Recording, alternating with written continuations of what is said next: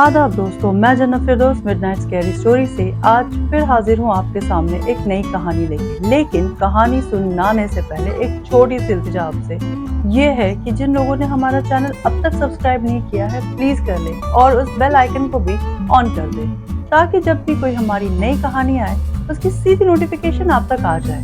अब बिना वक्त जाए किए चलते हैं आज की कहानी की तरफ।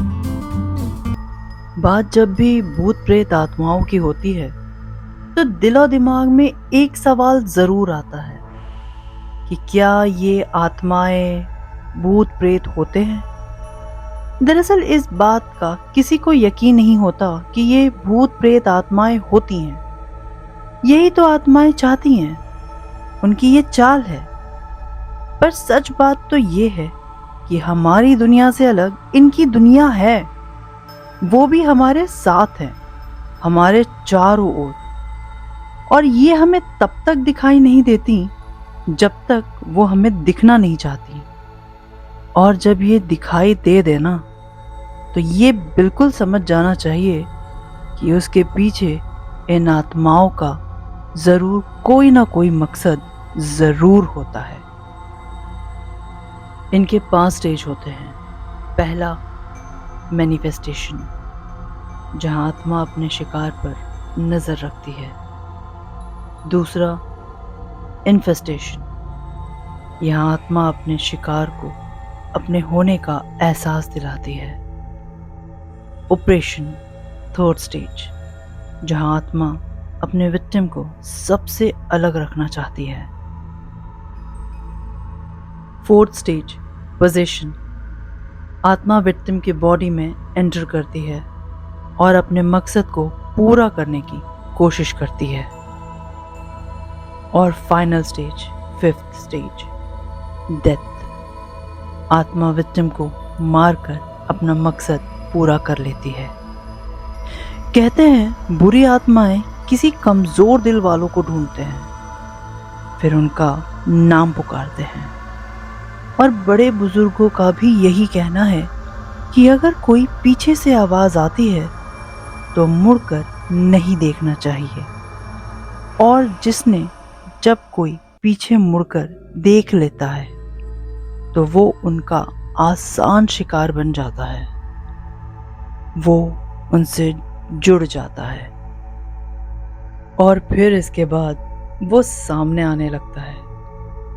वो किसी और को दिखाई नहीं देते, वो उसी को दिखाई देते हैं जिसको वो दिखना चाहते हैं। इसके बाद वो we can say third stage, वो टच करेंगे। और अगर उस दुनिया से किसी ने एक बार इस दुनिया के किसी इंसान को छू लिया तो उनसे पीछा छुड़ाना नामुमकिन है। वो उन्हें हर जगह दिखाई देंगे, वो साथ रहेंगे, वो जो कोई भी उनके रास्ते में आएगा वो उसे मार देंगे।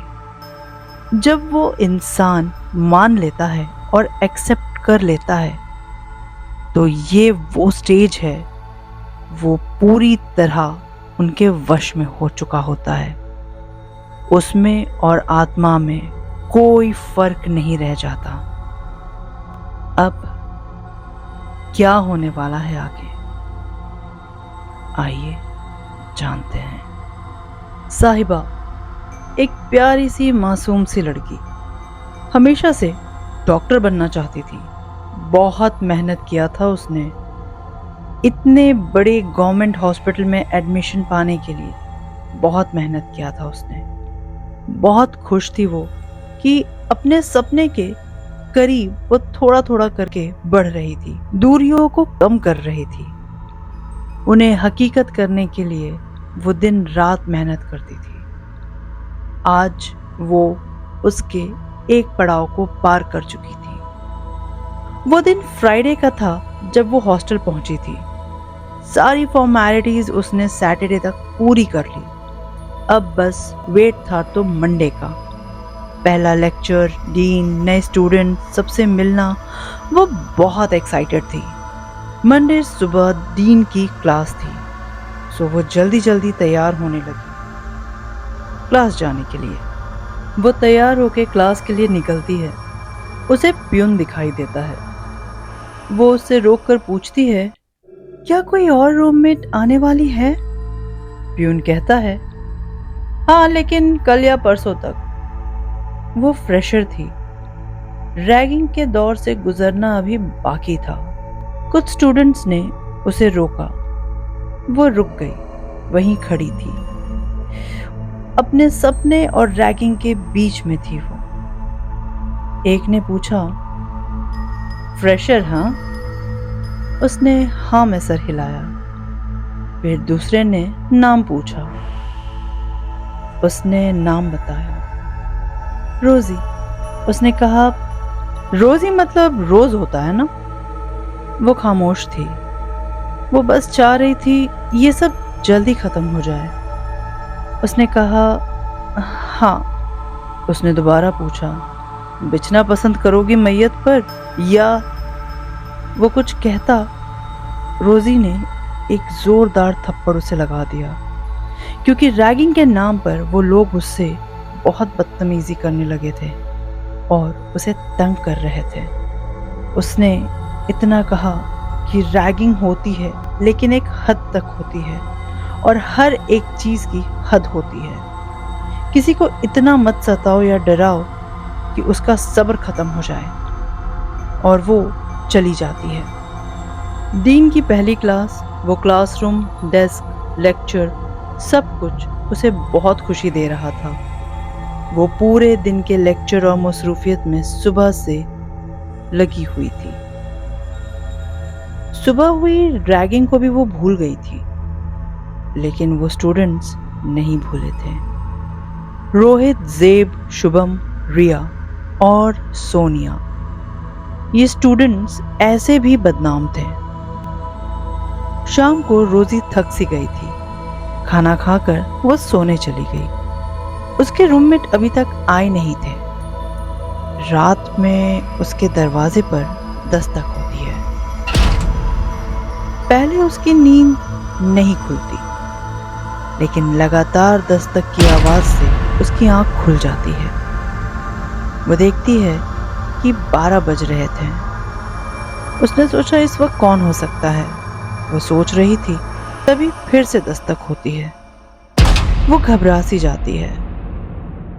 फिर उसे याद आता है कि उसके रूममेट आना बाकी थे। शायद वो हों, लेकिन इस वक्त 12 बजे रात में वो तो 1 या 2 दिन बाद आने वाले। वो जल्दी से उठकर ये सोचते हुए दरवाजे के पास चली जाती है कि शायद उसके रूममेट आए होंगे। दरवाजा खोलते ही वहां कोई न था तो बस अंधेरा। वो दरवाजा बंद कर देती है, लेकिन वो अभी बेड के पास पहुंचती ही है कि दरवाजे पे फिर से वही दस्तक होती है। वो फिर घबराते हुए दरवाजा खोलने पहुंचती है। दस्तक हो रही थी। उसने पूछा, कौन है? कोई जवाब न था और जोर जोर से दस्तक होने लगी। उसे लगा कि अगर उसने दरवाजा ना खोला तो वो टूट जाएगा। वो डरते हुए उसने फिर से दरवाजा खोल दिया। वो बहुत डर रही थी और फिर से कोई न था।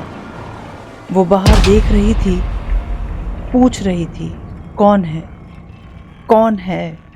तभी उसके कमरे की लाइट बंद हो जाती है। उसे बहुत डर लगने लगता है। वो अंधेरे से बहुत डरती है। वो टॉर्च लेने अंदर की तरफ बढ़ती है कि तभी दरवाजा बाहर से बंद कर दिया जाता है और कोई चीज किसी ने उछाल के उसके रूम के अंदर फेंक दिया। उसकी चीख निकल जाती है।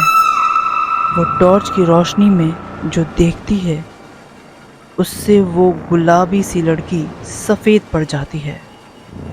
वो एक कटा हुआ हाथ था, बहुत भयानक था।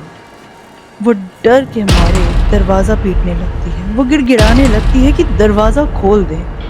उसे बहुत डर लग रहा है। उसे अंधेरे से बहुत डर लग रहा था, लेकिन कोई सुनने वाला न था, क्योंकि उसका रूम 2nd फ्लोर के बिल्कुल कॉर्नर में था और उस पर ज़्यादा स्टूडेंट्स भी नहीं थे, और जो सुन सकते थे वो कुछ भी नहीं कर सकते थे, क्योंकि उन्हें भी इस हॉस्टल में सुकून से रहना था।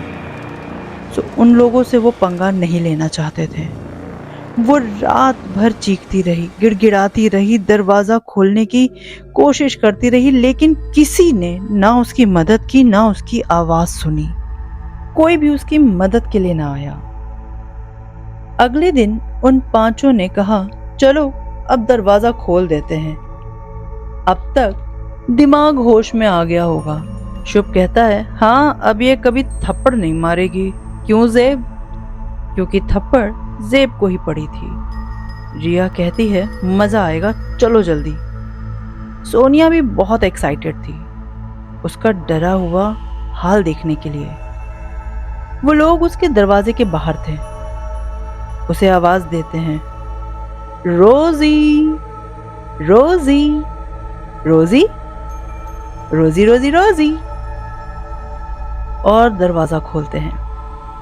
लेकिन अंदर का नजारा देखने के बाद उनके चेहरे सफेद पड़ जाते हैं। सोनिया और रिया डर से चिल्लाने लगती हैं। देखते ही देखते सारे स्टूडेंट वहां जमा हो जाते हैं। वो सबकी आंखें फटी की फटी थी, क्योंकि वो देखते हैं कि रोजी उस कटे हुए हाथ का मांस नोच नोच कर खा रही थी। उस सड़े हुए बदबू आते हाथ को वो खा रही थी, और जैसे ही उन सब पे नजर पड़ती है तो वो खड़ी हो जाती है। वो रोहित, ज़ेब, शुभ, रिया और सोनिया को गुस्से में देखते हुए उनके सामने खड़ी हो जाती है।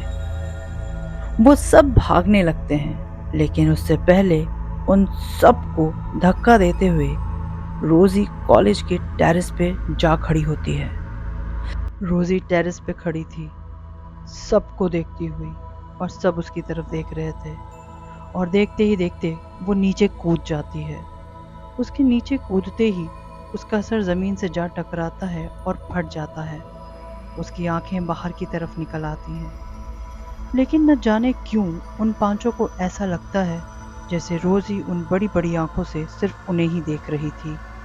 उन्हें एक अजीब सा खौफ होता है। इसके आगे क्या हुआ ये जानने के लिए आपको हमारे साथ बने रहना होगा पार्ट 2 के लिए। तब तक अपना ख्याल रखिए, हम मिलते हैं पार्ट 2 में बहुत जल्द।